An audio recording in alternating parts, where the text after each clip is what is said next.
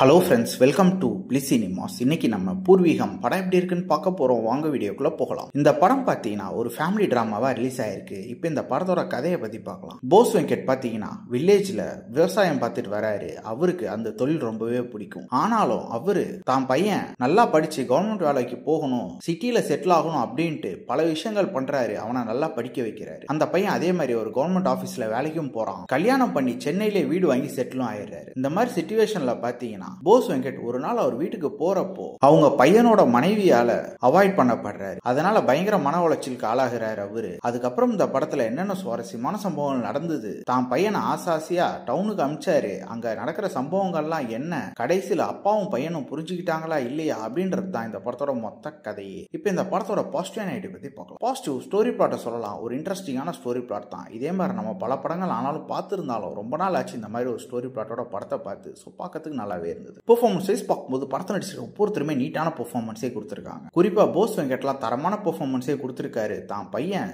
டவுன்ல வேலை பார்க்கணும் அப்படின்னு நினைக்கிற விஷயமா இருக்கட்டும், அதே மாதிரி தான் பையனுக்கும் அப்பாவுக்கும் நடுவே கேப் வரும்போது அதோட பெர்ஃபார்மன்ஸ்ல அல்டிமேட்டாவே கொடுத்துருக்காங்க. அதே மாதிரி படத்தில் நடிச்சிருக்க ஒவ்வொருத்தருமே நீட்டான பெர்ஃபார்மன்ஸே கொடுத்துருக்காங்கன்னு சொல்லலாம். கேரக்டர் ரைட்டிங்கும் பார்த்தீங்கன்னா இவங்க கேரக்டர் நல்லாவே எழுதிருக்காங்க. இவங்களை ஃபாலோ பண்ணாலும் இந்த படத்தை பார்த்து முடிச்சிடலாம். படத்தில் வர சென்டிமெண்ட் காட்சியெல்லாம் ரொம்ப சூப்பராகவே இருக்கு பார்க்கறதுக்கு. அதே மாதிரி படத்தில் அங்கங்க காமெடி போர்ஷன் இருக்கு, அதுவும் நல்லாவே இருக்கு. டெக்னிக்கல் ஆஸ்பெக்ட்ஸ்லயும் படம் நல்லாவே இருக்கு. படத்துக்கு என்ன வேணும் ரொம்ப நீட்டாவே கொடுத்திருக்காங்க. சினிமோட்டோகிராஃபியை பொறுத்தளவு அந்த வில்லேஜ் பேக்ட்ராப் எல்லாம் ரொம்ப தரமாவே காமிச்சிருக்காங்க. கலர் டோனோட சாங்ஸ் எல்லாம் ஓரளவு ஓகேவா இருக்கு. பேக்ரவுண்ட் ஸ்கோரும் அல்டிமேட்டா பண்ணி கொடுத்திருக்காங்க. ஸ்கிரீன் பிளேஸ் பாத்தீங்கன்னா ஒரு டெம்ப்ளேட்டான ஸ்கிரீன் பிளே தான். அதை ஓரளவு நீட்டா பிரசன்டும் பண்ணிருக்காங்க. பெருசா நமக்கு எங்கேயுமே போர் அடிக்கல.